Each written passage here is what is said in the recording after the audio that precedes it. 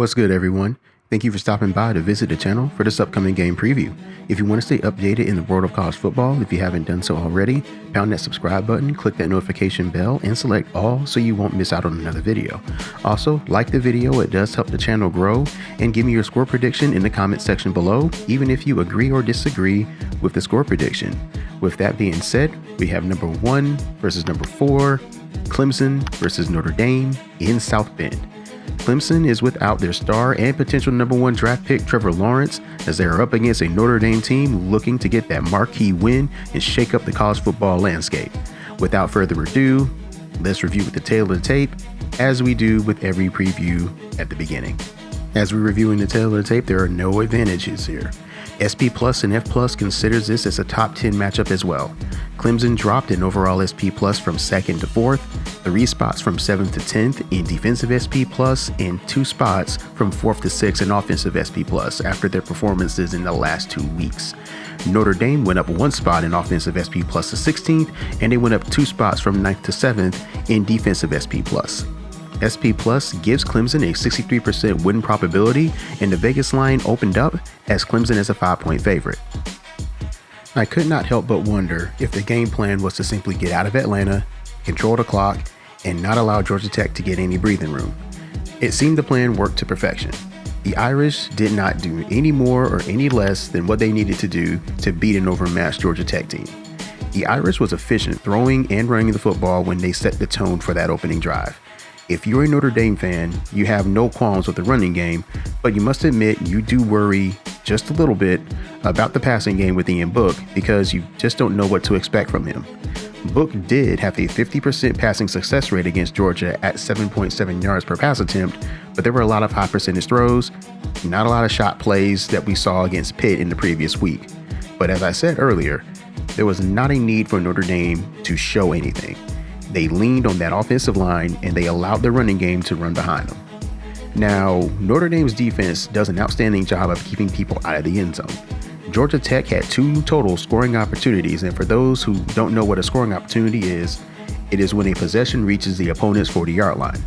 And Georgia Tech was able to get 6 points. When you allow a field goal per scoring opportunity, you're not going to lose many games, unless your offense is totally inept. The big surprise in this game was Georgia Tech's success rate on offense. They mustered 13 points, but their success rate was 5% lower than Notre Dame. Part of that was due to Georgia Tech running 59 plays, so they had a smaller sample size of plays to work with. When you remove sacks from the equation, Georgia Tech had 4.9 yards per carry, and that is where the 61% rushing success rate is coming from in that case. Whew, that game made you sweat a little bit, didn't it? Clemson has had a few games where they had to rely on a backup to win the game for them, and it helps to have multiple top 10 recruiting classes from a depth standpoint. The advanced box score played exactly as it did if you watched the game. Boston College could not do anything wrong in the first half, especially that masterclass first quarter. But Clemson made their adjustments at halftime and they shut the Eagles out in the second half. The first half defense was not a typical Brent Venables defense. You can say it was due to not having Mike Jones Jr. and Tyler Davis all game, but I thought the young pup stepped up in the second half. DJ Uiagalelei played very well in his first game attempt as a starter. He had a 47% passing success rate, over 300 yards passing, and he threw for over 8 yards per pass attempt. He did not throw an interception, but he was responsible for that fumble exchange that led to the scoop and score by Boston College. Boston College's game plan was evident early. Take deep shots down the field so they can win one-on-one battles, bottle up Travis Etienne, and force Uiagalelei to beat them. Boston College had 20% of their passes go for explosive plays. They held Etienne to a modest 37% rushing success rate, but I do not believe they expected Uiagalelei to play as well as he did. So as we go under the hood to see the advanced analytics of when both teams have possession of the football, it's pretty clear it is not conducive for Clemson to run the football against Notre Dame's front.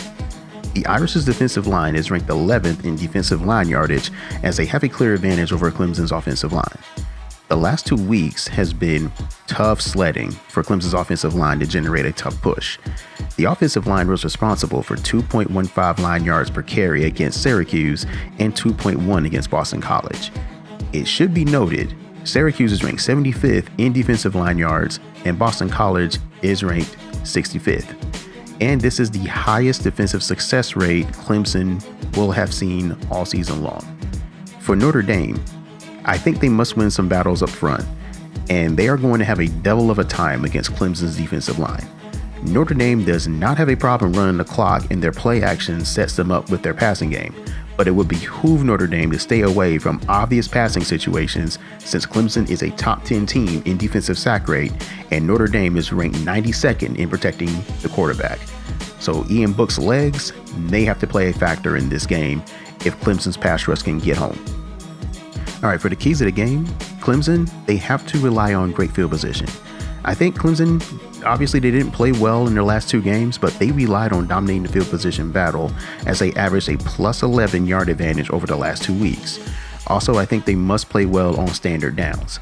Against Boston College, Uiagalelei had a 53% passing success rate on standard downs, and it had the Eagles on their heels in the second half. For Notre Dame, I know it sounds crazy, but I think they must take some shots down the field. And you saw that graphic of Clemson's defensive explosiveness ranked in the top 10, and they have a top tier pass defense. But in the last few weeks, teams did not shy away from Clemson's secondary. They did take some chances and they played with nothing to lose. If Notre Dame is willing to do that, they must win the one-on-one battles downfield. So for the computer model, the projection has Clemson winning by the score of 34-28. The model is predicting Clemson will average 5.6 yards per play, which is 82% of their standard yard per play average, and it predicts Notre Dame will average 5.9 yards per play, which is 95% of their standard yard per play average.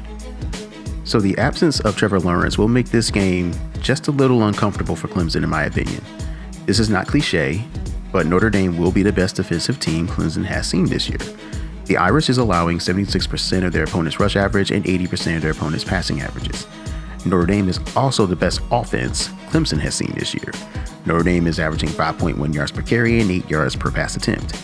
Clemson's best opponents for a yards per play standpoint is Virginia's rush offense at 4.52 yards per carry and Wake Forest's pass offense at 7.9 yards per attempt.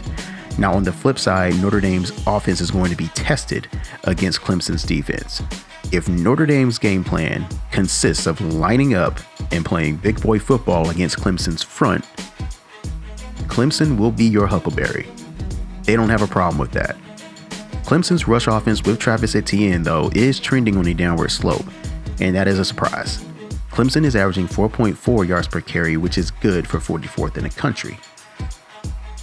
This is going against my better judgment, but I'm picking Clemson to win the game by the score of 28-24. I think if Notre Dame Stadium were to be at full capacity and you got the crowd noise, all the external factors with a true freshman quarterback making his first start on the road, I would hedge to pick Notre Dame in that scenario. But there's another item that I also cannot seem to shake. Notre Dame in these high-profile games. Florida State, 2014, Clemson, Stanford, Ohio State in 2015, USC 2016, Georgia 2017, Clemson in the college football playoff in 2018, and Georgia in 2019. I counted 8 games, and they're 0-8, while going 0-2 against top 5 opponents. That is another reason why I am a little gun shy in picking Notre Dame to win this game, even though they seem to be trending in the right way, and Clemson has not looked great in the last 2 weeks. So it is staring at me in the face to pick the Irish to get it done. So if I'm wrong on this pick, I will gladly make a recap video and I will definitely own up to the fact that I was wrong. And with all that being said, that is going to be a wrap for this game preview. And let me know your thoughts are on the game in the comment section below. Give me your score prediction. Tell me why your respective team is going to win it. And I hope you enjoyed the video. If you can give the video a like, it'll help the channel grow. And if you love college football as much as I do, hit that subscribe button if you want to stay updated with the latest previews and the occasional highlights. As with every video, thank you all for watching.